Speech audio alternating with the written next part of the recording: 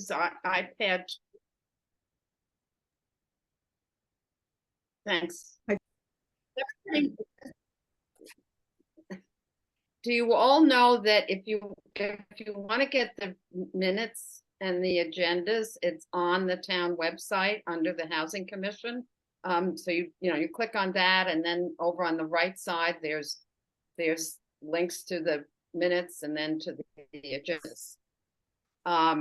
So I don't know whether everybody has the minutes. Usually I bring copies of it, but at any rate, we need to look at the minutes and decide whether or not we're going to accept them.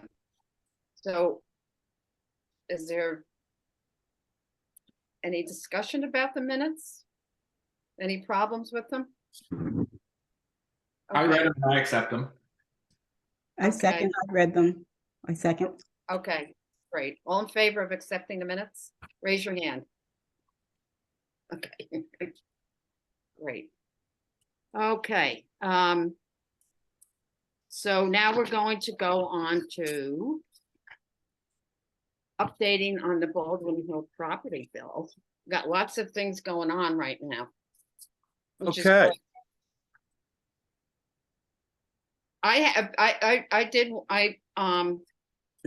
So Michael Alex has completed his work, correct? Yes, right now, Michael has completed the survey. And so that's done. Mary Campbell, who is the soil scientist, is going to be working on, getting all the soils identified in any wetlands. And then I got last night from Ken Yes. Ricca, the Right. civil engineer, his proposal for the engineering part of this, which will, be looking to do perk tests, deep pit tests, and figure out, whether we may be able to get more than one house on the property, Okay. based on a feasibility study. So Right.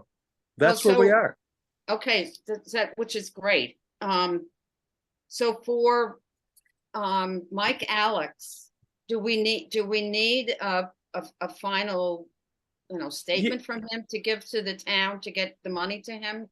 Or can- Yeah, I met with him last week. I will just say, Michael, everything's all set, and, we can cut him a check for Right, the balance. I think we gave him 50%. yeah, we owe him $1,625. Right. So I'll Yeah. ask him to give us some kind of invoice, or at least a receipt or something. Okay. Definitely. So then, Mary, how do you pronounce your last name? Mary's, the soil scientist? Oh, Mary Coleman, Coleman. Oh. I have Mary, Jaehnig.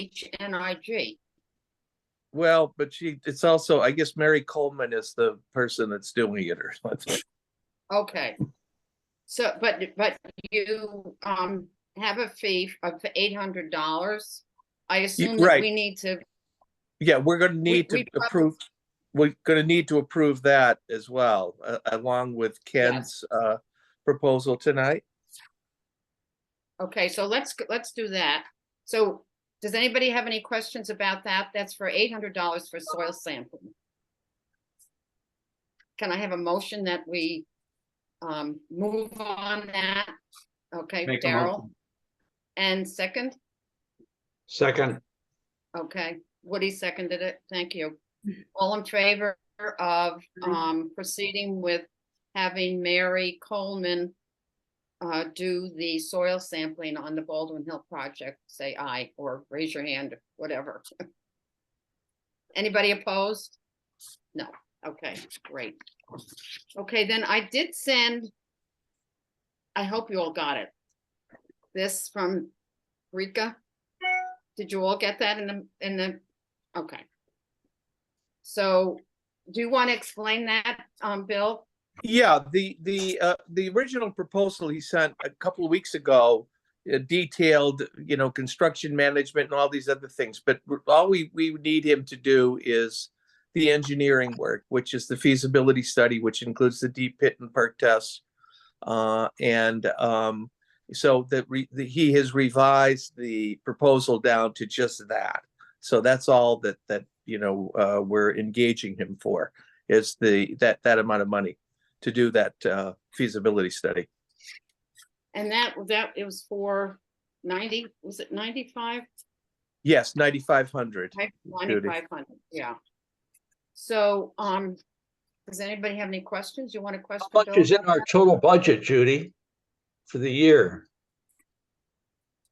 Well, we can, what we will do with this is we will send this on to the Board of Selectmen.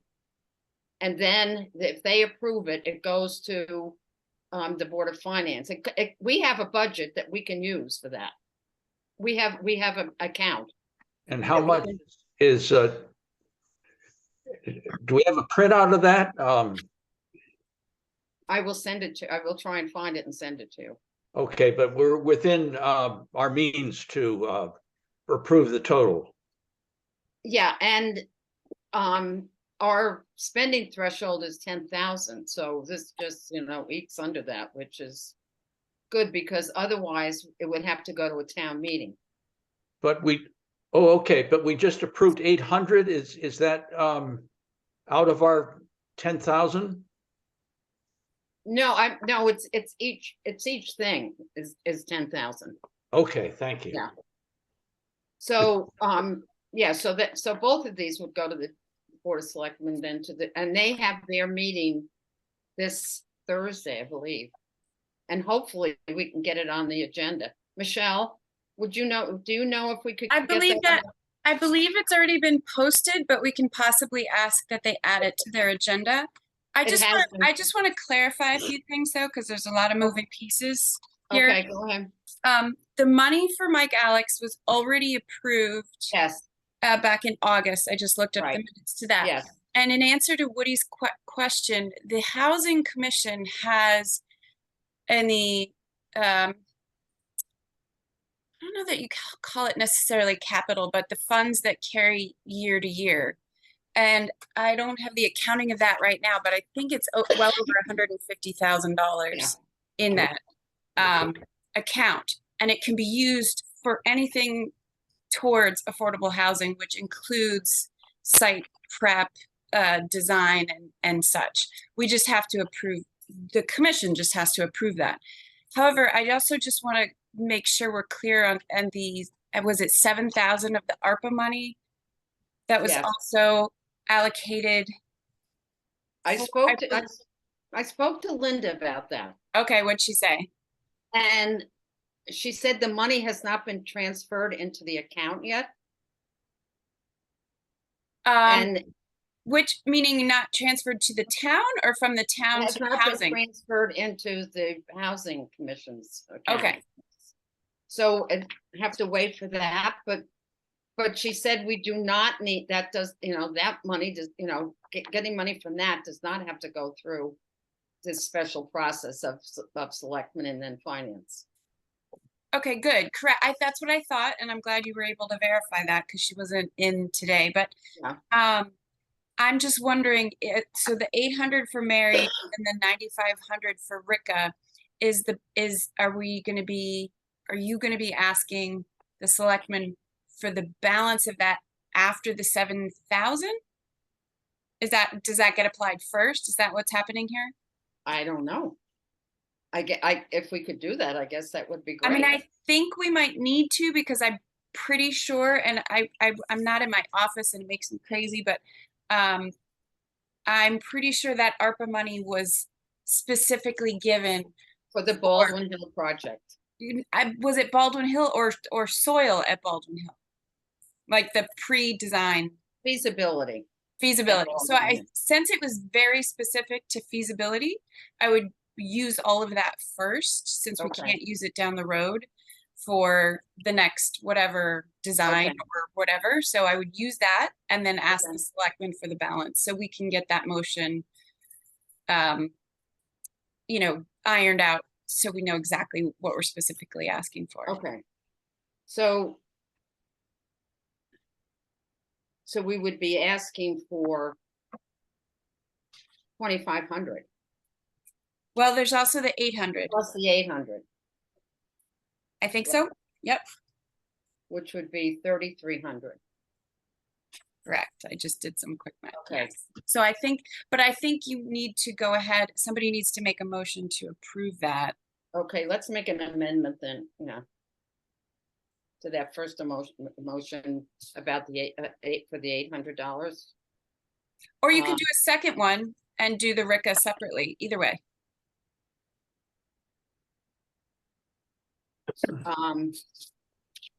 Well, I don't know what to do.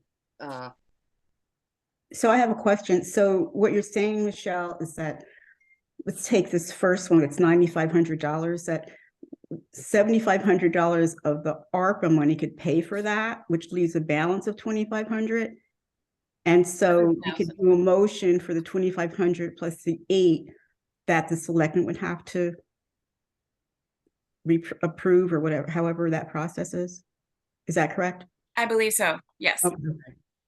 So, okay, so the motion would be that the Housing Commission will request of the Selectmen and the Finance Committee to approve, or Finance Commission, to approve $3,300. Is that right? I mean, I think that's right. Yeah, it's $3,300. $3,300 for the balance of the feasibility study that cannot be covered by the 7,000 that had been covered by the ARPA grant. I would second that. Yeah, I probably shouldn't make a motion. Why don't you make, Woody, I'll- that'll be your motion? I'll Who wants the second. second? I'll Oh, second it. okay. Okay. Okay, all in favor of sending that on to the selectmen as soon as possible?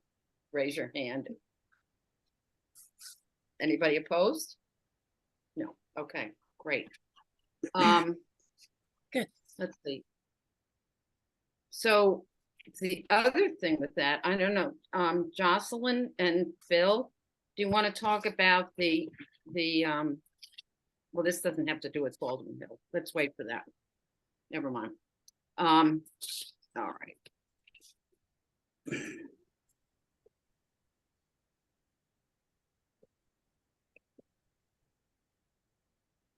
All right, let's see. All right, yeah, Could I ask Bill, at the Sure. end of the 4-page description, there are some items, I didn't print it out, but that might be needed to for us to underwrite later. Would that be in this calendar year? Yeah, I think, once we actually get the results back, basically what this is looking at is providing the engineering and that for a single family home. But, under the current zoning regulations, that is essentially a building lot for one home. But with the use of what's called Section 830G, if 30% of the homes or units are affordable, and that means that of that 30%, half have to be for individuals at 80% of median income, area median, and half at 60%, that the zoning regulations don't apply. So ideally, what would be perfect here would be if we could put 3 houses on this, and that would come out to a little over an acre each, which is what we did with the Vincent Farm thing. So what we'll find out from the feasibility study is whether we can do more than one house. So there may be some adjustment to make with RICA, but I think that this is a pretty firm figure. So Bill, that would be 2 additional houses? Well, what I would love to be able to do is 3. I mean, I've sort of, worked with Mike Alex, mapping out some scenario there, working with some, looking at the soil types that are there, that may be feasible, but I'm hoping we could do 2. That's what I'm hoping, but we won't really know until RICA does the work. Hey, Bill, I've got a question. Is the Housing Commission or the Housing Trust dead set against maybe building a Baldwin Hill style farmhouse and putting 5 2-bedroom apartments in it instead of putting 3 separate foundations in and everything, do what's on the 202 Baldwin Hill side, just a beautiful old farmhouse, parking in the rear where nobody sees it. We're going for a septic system for, basically 6 bedrooms. If you do 3 2-bedroom houses, and that's what septic is all about, is bedrooms. So Well, if you put in- the driver of this is the funding. Where's the funding coming from? And if the funding is coming like the Vincent Farm for single family homes, then that's what you got to do. I mean, if the funding, availability offers the possibility of doing multifamily, certainly we can look at that. I mean, we have a number of people that have an interest in, the single family homes right now. So, I mean, That would you know, qualify under affordable housing, you mean?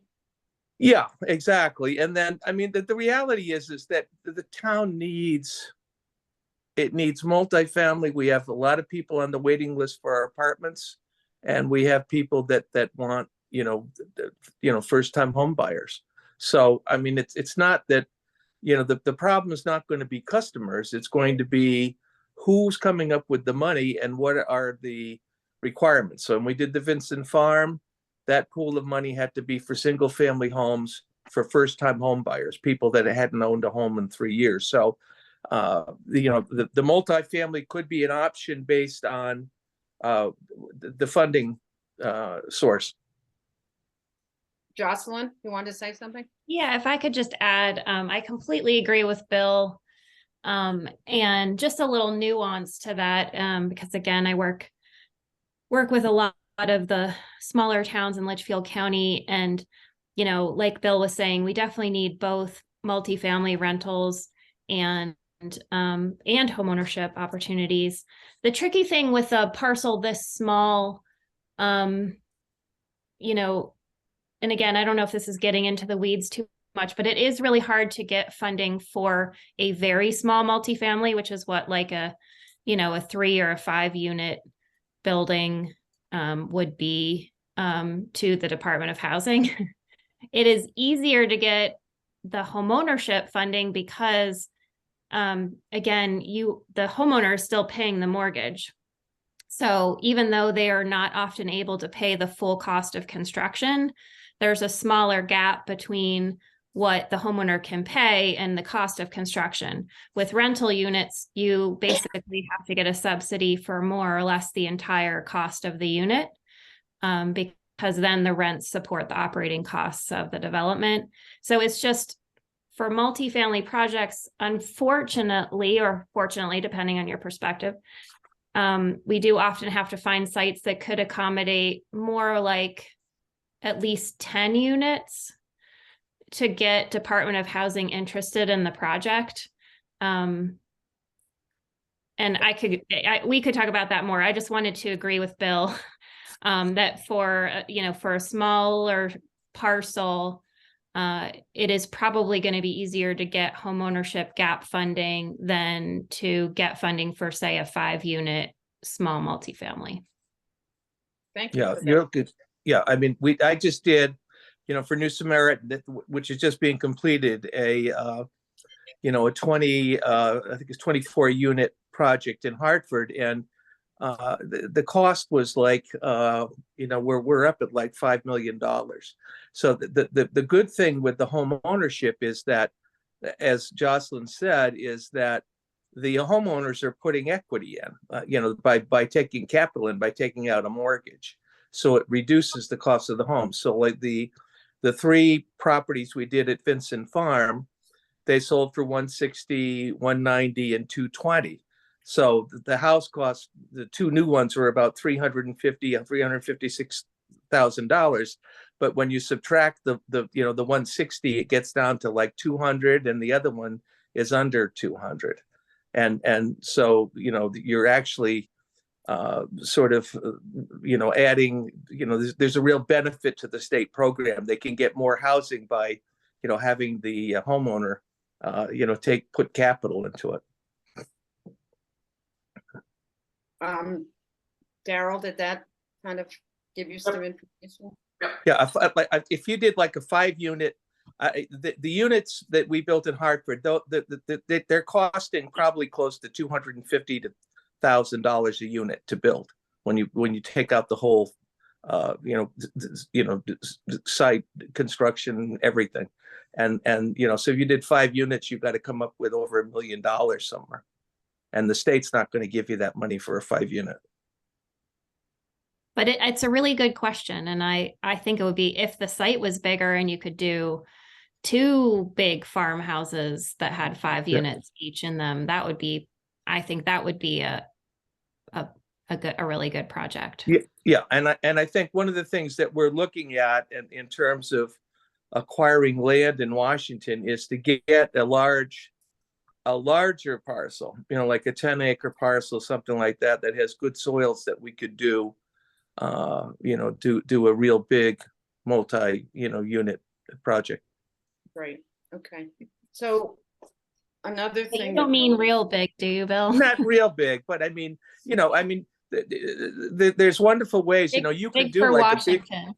yeah, I mean, I don't think we're going to do anything like 20 units. I think you maybe, like we did, Riverwoods is 12 units. Dodge Farm, Churchill is 11 units. So we do something in that range probably, and you could divide it up. Like if you go to Church Street, it looks like 3 different buildings. Yeah. So you don't have a big mass. Try and Right. break it up, as Daryl said, into like a big farmhouse or a couple smaller farmhouses. So another thing that Bill's involved with is trying to get money for the rehabbing the Dodge Farm affordable housing. And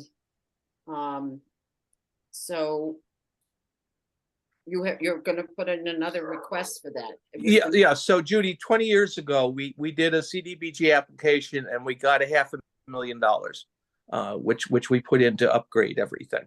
We're now at a point where we have the CNA done, and we're looking. I think I forget the amount we were looking for. It was close to like 900,000, I think, close to 950,000, somewhere in that range.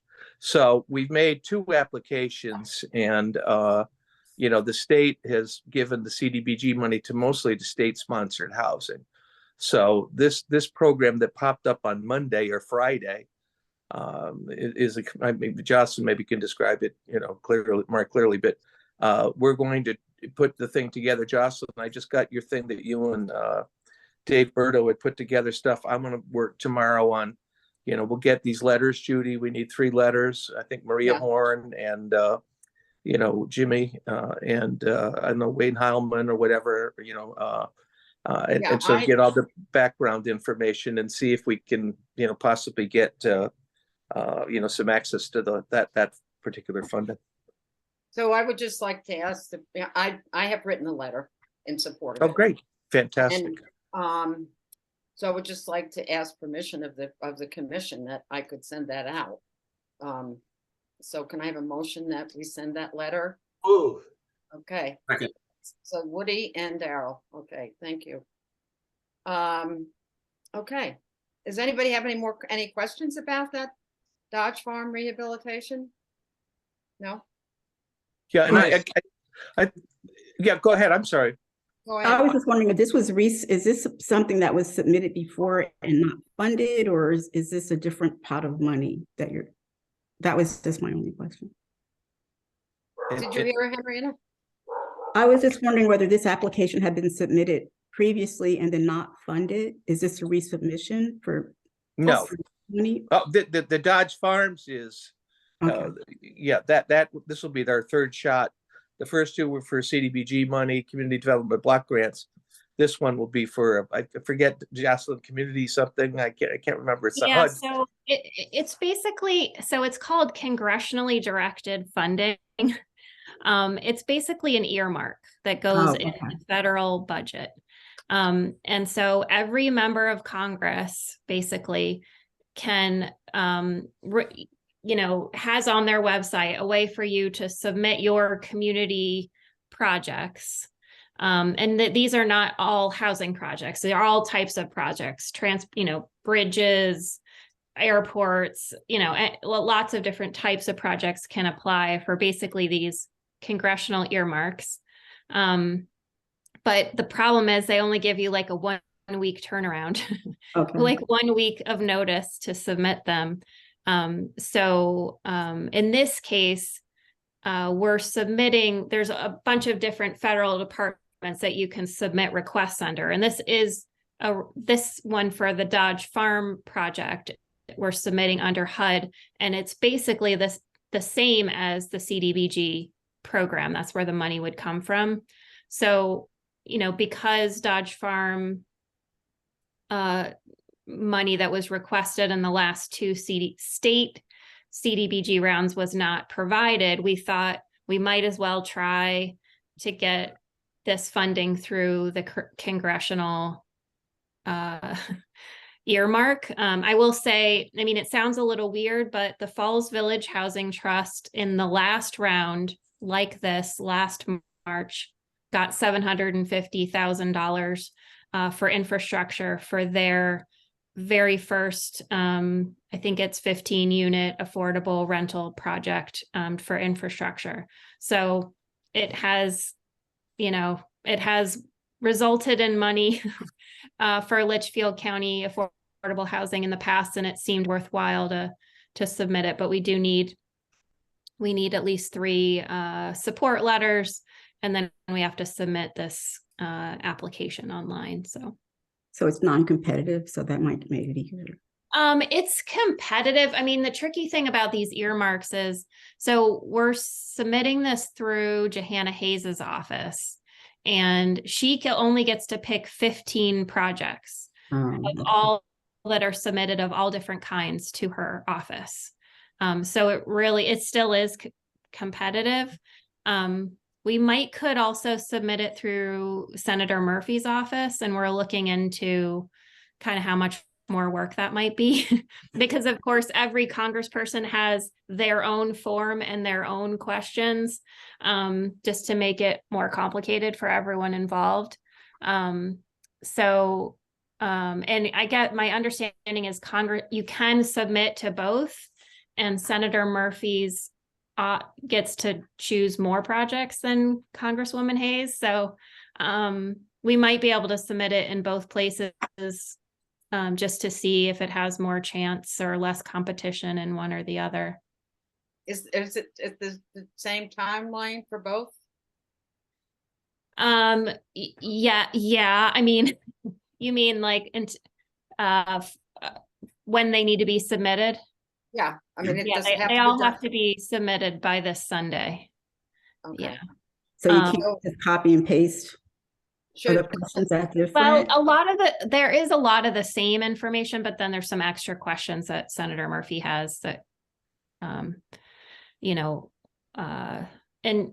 so we probably can do that. We're just like, we're working on 8 community project funding requests.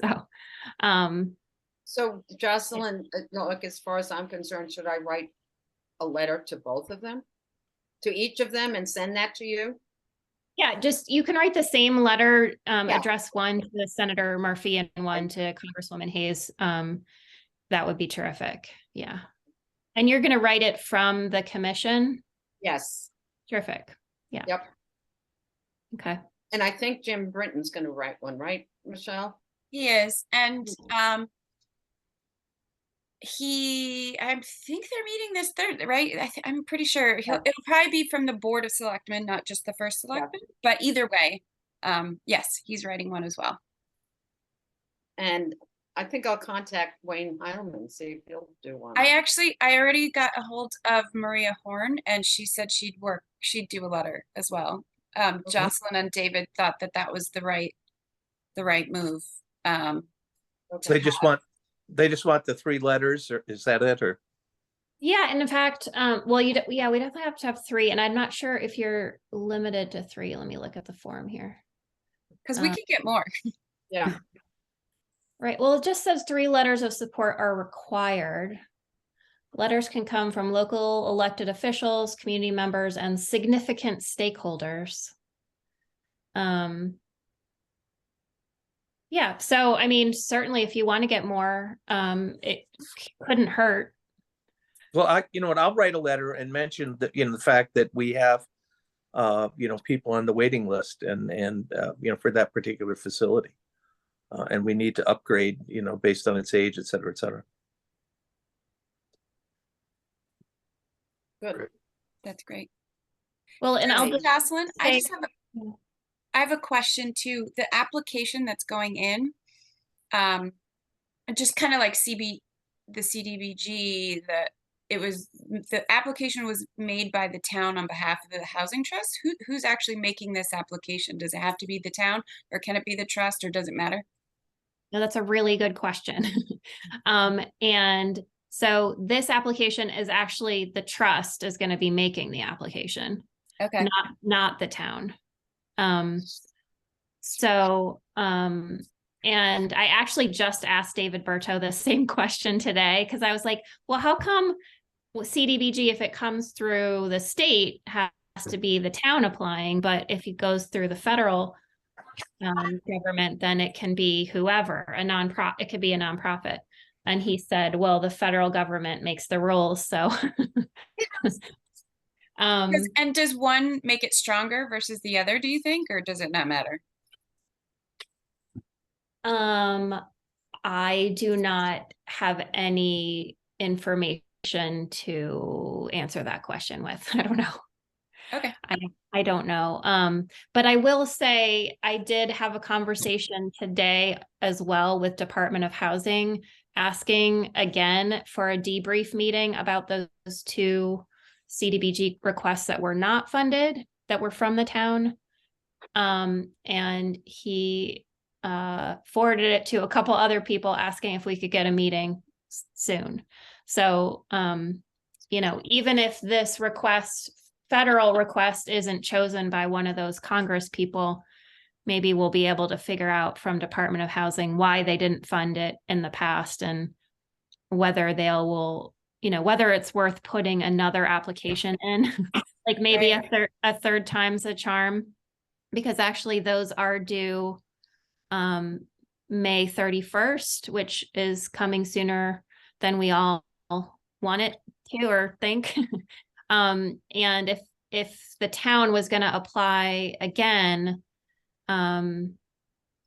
we need to get working on that now. And actually, I think, Michelle, have you in the past gone to the required CDBG training thing? Yes and no. I did the full day. Yeah. I don't know what they called it, but then Someone- if you actually receive it, then I think there's like a 3-day training to be a Yeah. minister. So somebody, if we can find out from DOH whether it's worthwhile to submit this in the next CDBG round, someone from the town will have to go to an all-day fun training on March 28th. Oh my gosh. Oh, Mark- that's great. Like in 2 weeks. 2 years ago, Linda Gomez, our business manager, and I both went up to Hartford for the all day thing. And then when I talked to David Berto last year, when we reapplied, he said it was fine that we had done that and that was okay, but that if it was awarded, we would have to do another thing. Okay. So yeah, we'll just check on that. Gosh, but I'll put that date on my calendar in case I need to hold it. Do you think the environmental study will still hold too? That's now 2 years old. Yeah, that's a question I would ask David Berto probably, but Okay. Have you ever gotten- That have you took ever gotten- time and was $10,000. Like that's no yeah. small thing. Have you ever gotten any feedback as to why it wasn't funded from any of the applications? No, I don't know if you did, Bill, the first time No, around. we requested, I mean, I've dealt with DOH on a number of projects, you know, that I did with New Samaritan, and you know, when we had when they didn't fund it, we would usually have a debriefing to find out what, you know, why, you know, what are some of the reasons, are there some deficiencies in what we've done. we requested a debriefing with them, but we've never heard back from them, so. Yeah. As far as the letters go, somebody mentioned stakeholders. I'm wondering if would there be a resident at there that might be appropriate for writing a letter, Bill? You know, No. I mean, I think the facts speak for themselves in terms of, what, we provided them with very comprehensive data on the age Okay. of all the capital items. I don't know. I mean, I guess it certainly wouldn't hurt, but at this point, there's so much to get done before Friday. I don't know who to go Okay. and get a hold of and who might be able to write. I think, we've clearly identified and explained why we need to do what we need to do. Judy, you're muted somehow. And There was- I was was just going to say that in my folder from the CDBG grant from this last summer, I saw that it had a resident letter. I didn't see who it was from. I don't remember if it's a resident of Dodge Farm, but I'll look it up and see if we can maybe just, get permission to it. use it again. Yeah. But that we have a meeting with the selectmen at one time, Bill, where there were some residents there Um, long ago? I think Maybe that we 6 did. months. Yes, I think we And did. that was the public hearing, Judy, for the CDBG grant. We had some residents come. Right. Yeah, okay. Yeah, I mean, so maybe right. I don't know. I might Well- have a letter. I'll check the folder from the summer application and see if Okay. we can pull another one. Okay, so we will move on to the next part of our agenda, which is new business. Jocelyn, I'm so glad you're here. And you were going to tell us how to get more land for affordable housing. Yep, I'm going to tell you right now. You're going to love the answer.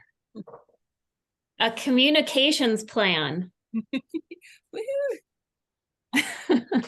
So, so that's my short answer.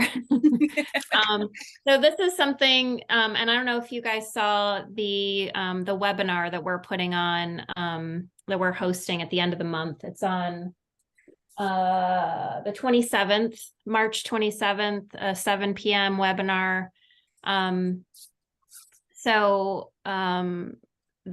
Basically it's going to be around communications planning for housing nonprofits. And the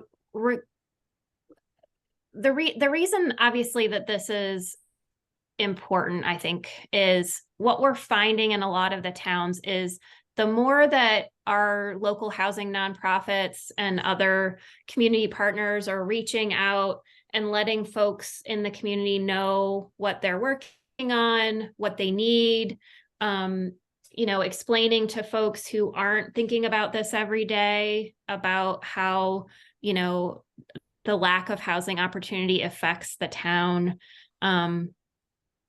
The more opportunities we see popping up in places that you wouldn't even think to look. So what we're going to be sharing on the 27th is there's I think you guys know, we had this mini grant funding available, and the town of Salisbury hired a communications consultant to really create a plan for how the different platforms that they could use to reach residents in town, and also kind of thinking about messaging and thinking about also how to make it easy for residents to donate to the local housing organizations. So Hannah's going to come and sort of talk about all of those things, and also how to kind of put it all together in a plan, no matter what your capacity is. And again, this was for the Salisbury Affordable Housing Commission, so kind of like your counterpart in the town of Salisbury. you know, a plan for like, for example, you know, they're doing Facebook and the town e-newsletter and, you know, talking to the newspaper to get articles in there. Anyway, but they have like a whole, you know, plan around not only, again, how they're going to reach out to residents, but also the content, you know, a year-long plan for content of, you know, what are the important things to communicate with people. And so, you know, I know this isn't a sexy answer to how to get land, but we really have been finding that the more people are, you know, getting out there and talking to other residents in the community, the more often things do pop up. And again, I think I've talked with some of you about some of the things that we can share in those communications. We can share in different towns, like success stories.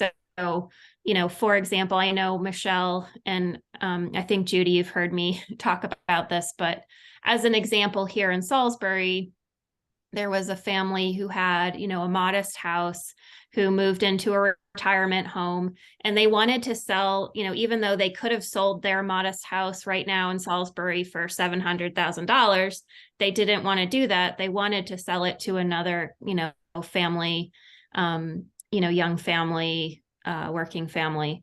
So they actually sold the house to the housing trust for $350,000, which is significantly less than what they could have gotten it for.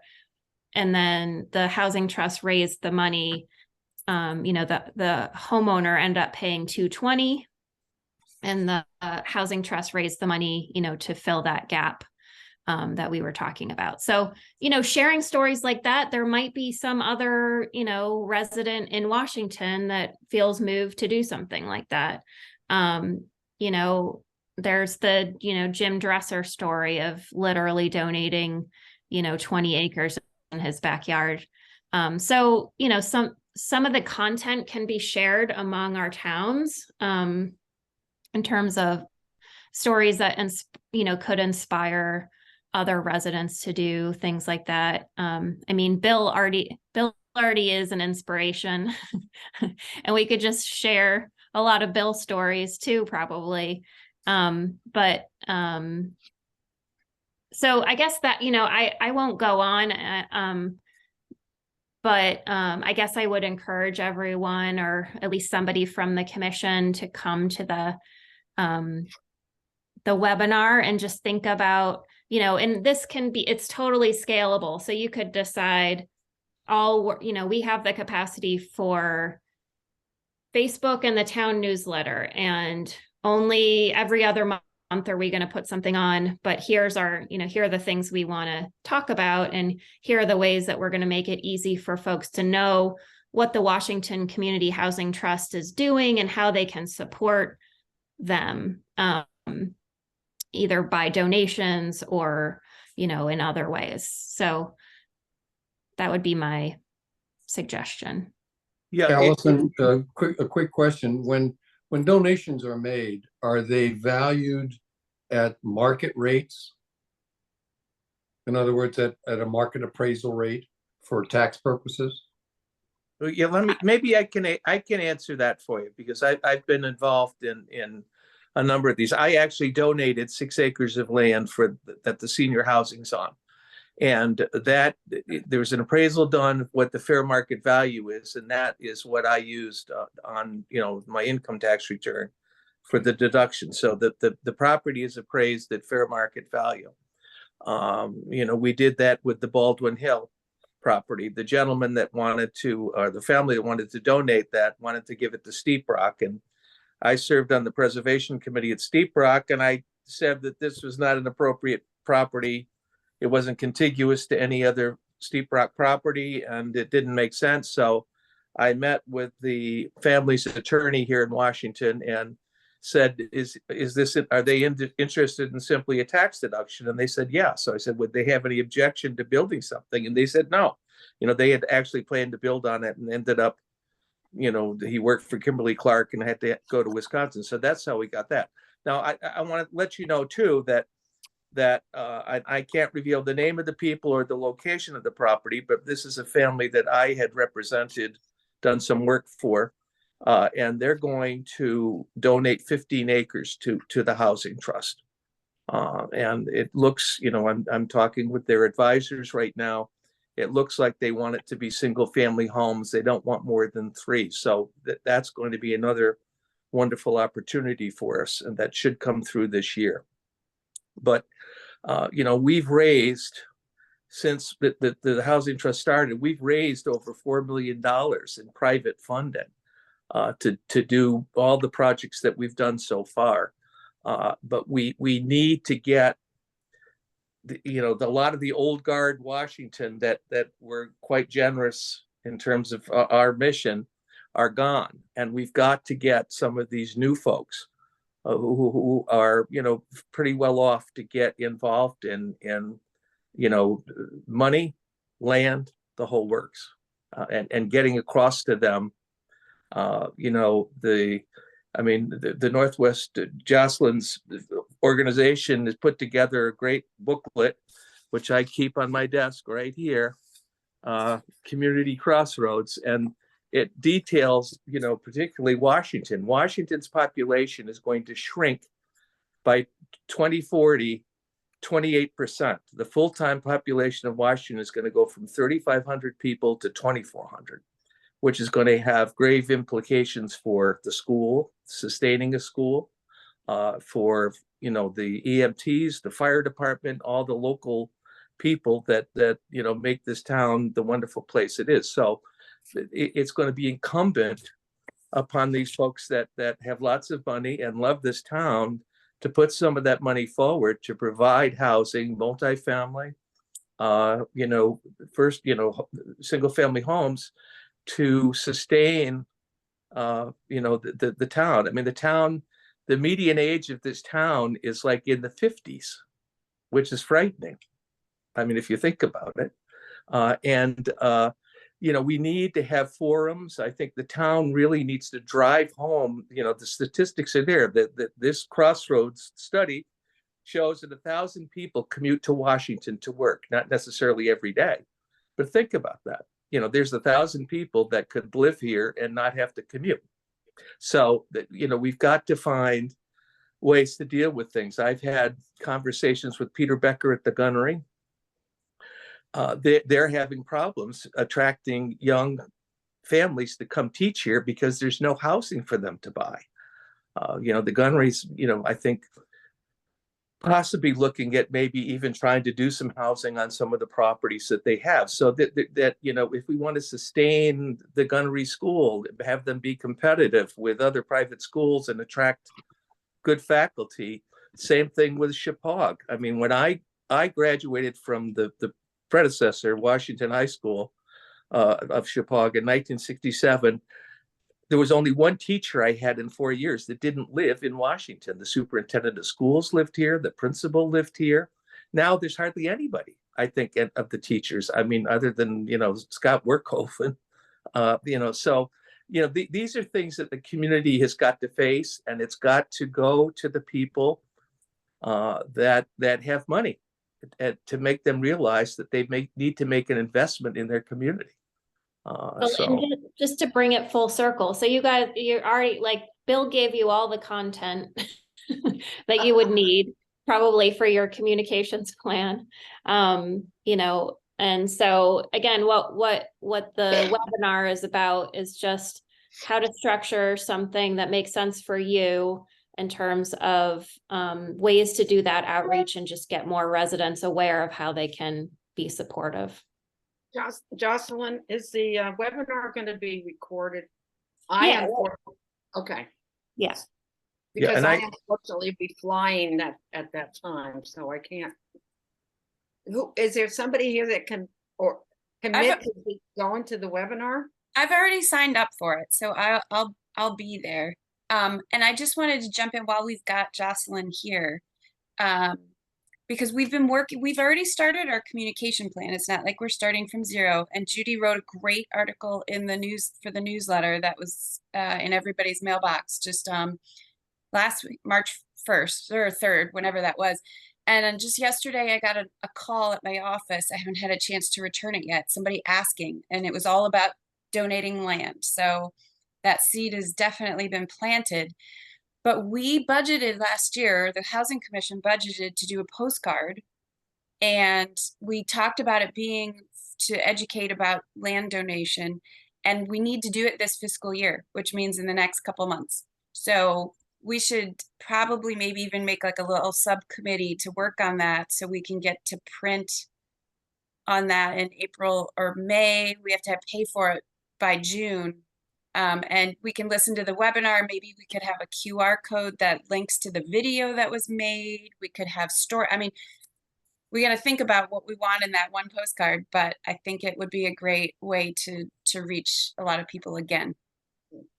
Thanks for reminding us, Michelle. Sure. And the key part is going and asking, you know, the Church Street project, you know, Gina Risley wanted it to be anonymous, but she's dead now, and it's been written up what she did. But she was a client of our firm, and John Millington and I met with her. We went out to lunch, and she said, I want to do something. And we took her up to the former Washington elementary school or New Preston Elementary School that was now Montessori that they wanted to sell. And she agreed to buy it and put up the money to build what we have, which was like over $3 million. It was close to $4 million. So, you know, a lot of this is actually reaching out to people. You know, when I practiced law here, you know, I did a lot of estate planning, and people would come in and say, well, what would be good? What are some of the things we needed? So, I mean, one of my clients, I got to give $125,000 to the Congregational Church to buy a new organ. So, you know, contacting the local attorneys that do estate planning for people. And it's not just wealthy people, but, you know, people of, you know, the lady that donated the $125,000 for the organ, you know, had been a school teacher and, you know, never married, didn't have children, and acquired, you know, some money. So, you know, those are some of the things that need to be done is to talk with the local attorneys that are working with local people when they come in and say, gee, I'd like to do something for the town. Great. You know, here's, you know, the housing projects that we'd like to do. So there's lots of different ways to get to, you know, where we need to get this mission, you know, moving and done. Michelle, can I ask a bad question maybe? Sure. Do you have to do a postcard? No, that was just, we only budgeted $1,000. So that's about all we could do with that. That's enough to print 2,600 and mail them to every household in our town. But we don't have to. I've just found myself in various community outreach, like when we were doing outreach about a town housing plan or a you know, town plan of conservation development or something, that the postcards cost a lot of money and a lot of them ended up just immediately into the recycle bin.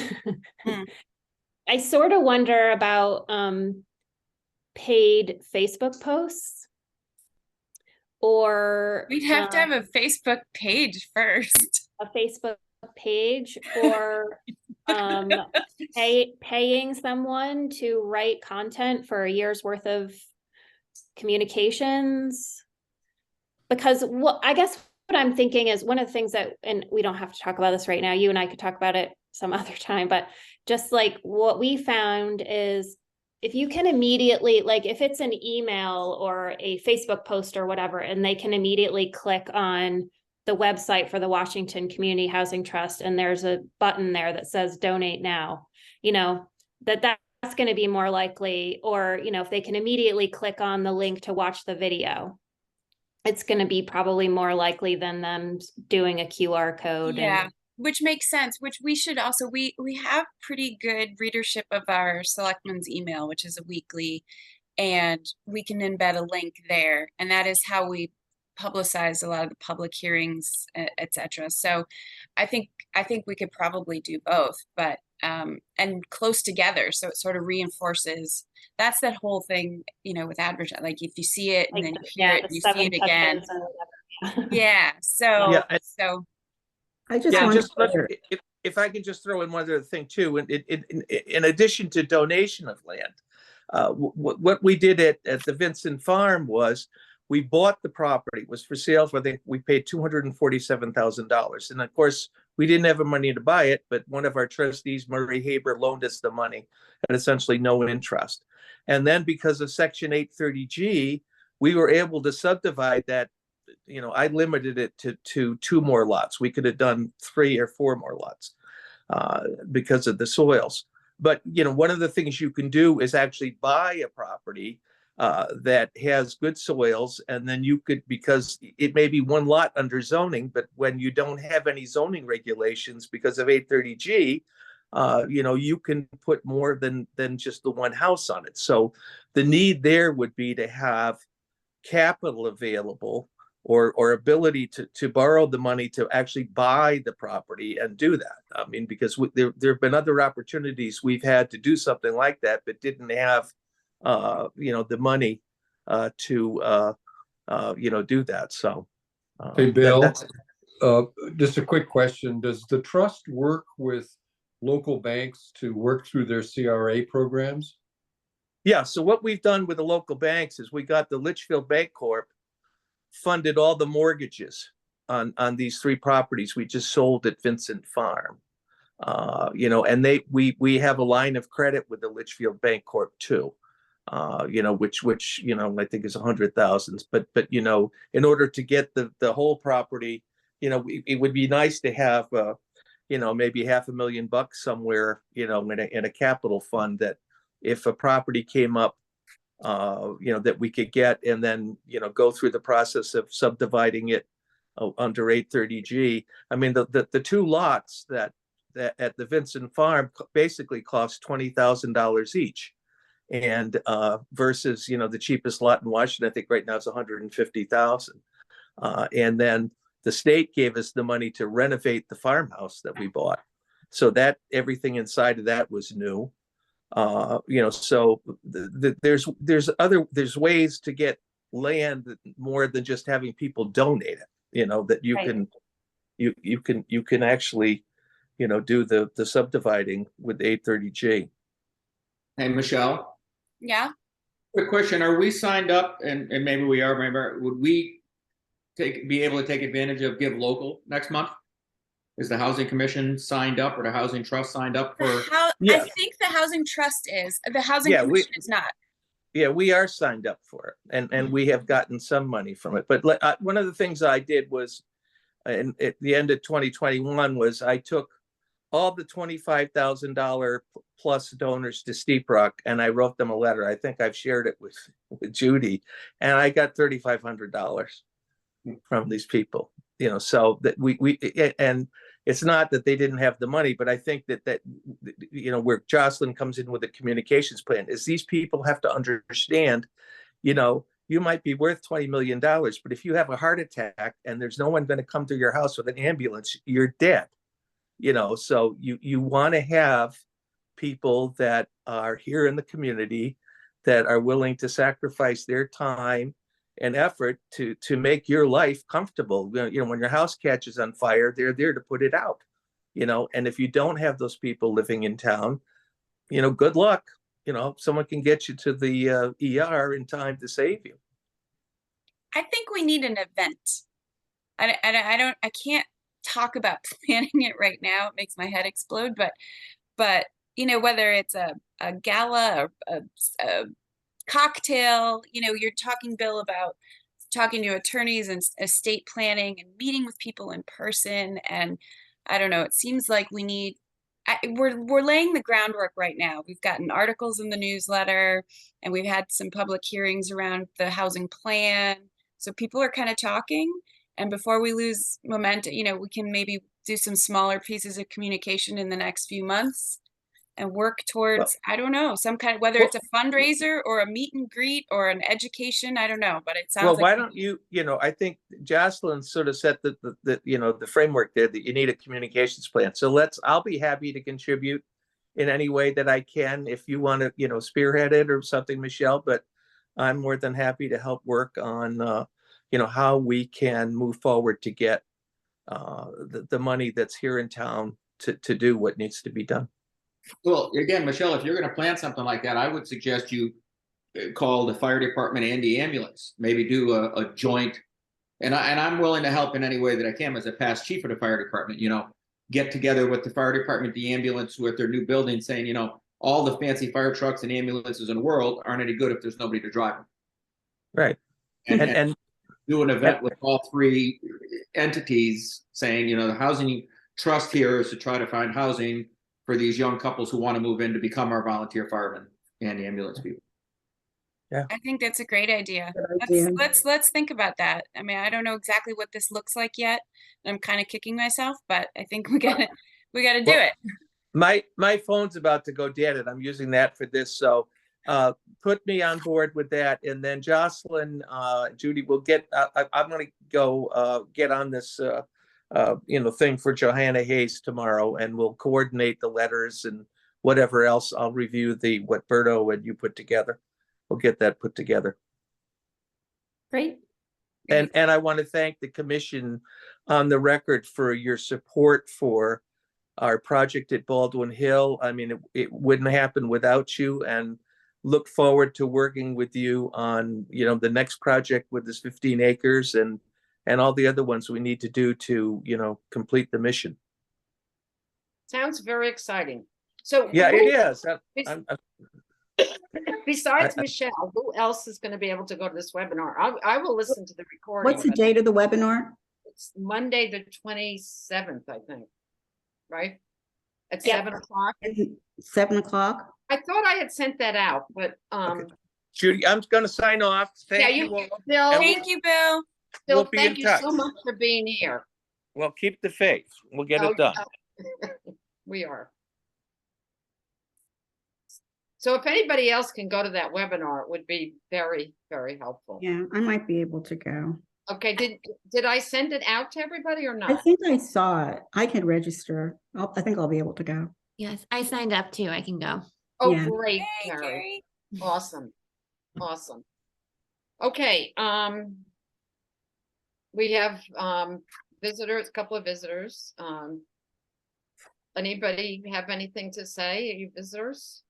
Are you If gonna any- skip the most fabulous land Oh, I seminar we forgot went that. to? Oh my God, yes. Oh, that thing on Saturday? Oh, I So love I know Henrietta and Michelle and I Oh, went my to God. went to this Zoom lecture on Connecticut land use law for municipal land use agencies, boards, and commissions. Oh my God, it was very, very. And they didn't break Oh. for lunch. I know. they No, didn't we break went for right lunch. to lunch. True. For 7.5 gave you like a- hours. 10 minutes in the morning, 10 minutes in the afternoon, 9 Oh, to my 4. God. Holy mackerel. But there is, there is some very useful information, A especially 400-page book. this is it. It's enormous. I wouldn't bring it home tonight. I was like, I'll talk about it, but I wasn't gonna bring that home. It is, I mean, Oh my God. there's really some good information if you're on the zoning commission, the Yeah. planning commission. There was a little bit about 830G. That was, pretty much it as far as we're concerned.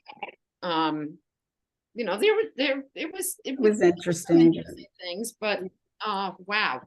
So Judy, the only things that I have kind of two takeaways.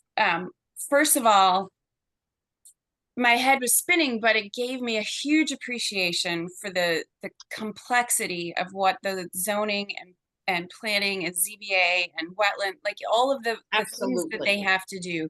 It's Yep. it's almost like it's designed to trip you up. So I have a huge appreciation for what they're doing, and I think it's helpful for anybody that needs to work through the commissions, whether it's housing, economic development, whatever, Right. to just understand the parameters you're trying to work within. So that was helpful. But the other thing that I thought was very, I took as very encouraging was that the lawyer, and I didn't bring that book home, but his name is Jason something, who was in charge of the whole day and did the opening welcome, talked a lot about affordable housing and the need for boards to get on board with this need, that it's a state issue. And so he was representing all of the lawyers of the state. There were over 600 people on this webinar, and they whether it's zoning or wetlands or whoever it is, they get that this is needed and on the agenda. So I found that encouraging, even though it wasn't a step-by-step of how to do it. I thought that was encouraging. Yeah, I agree. It was a lot. It was a lot. But if was a anybody lot. wants to look at the materials, I'll be glad to share it. But I'm glad to have it as a reference because well, Woody and I are both on the subcommittee with the zoning for multifamily housing, and so we're working with them. And you know, it's complicated. It's very, very complicated. And yes, we have to appreciate the people that spend their time with these issues. It's not easy. Yeah.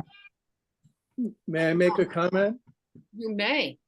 So I went to the workshop as well, and you know, no matter how much time you spend working with planning, zoning, whatever, you really do need a refresher course every year.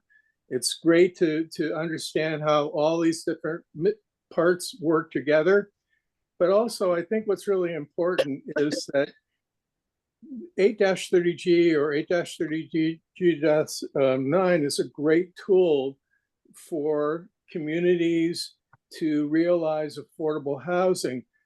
But even though commissions have often thought that it bypasses them, that it undermines the regulations, if you look at the regulations, there's a lot of way to work with zoning and to work with planning, and of course you do have to work with wetlands and health and emergency services, but it doesn't have to be a wall.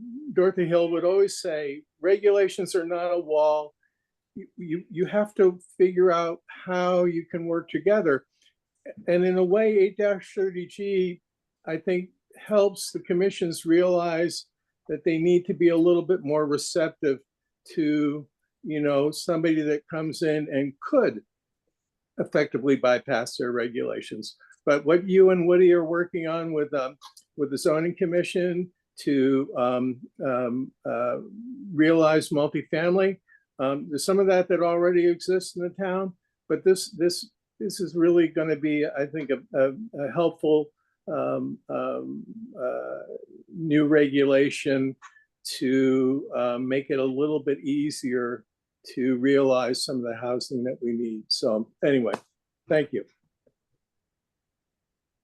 Hey, is there anything else that anybody wants to bring up?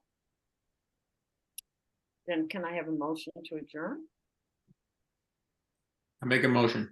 Okay, thank you, Daryl. Second for that. Okay, all in favor of adjourning? Aye. Anybody opposed? Hey, Judy, one question. When's the next subcommittee meeting?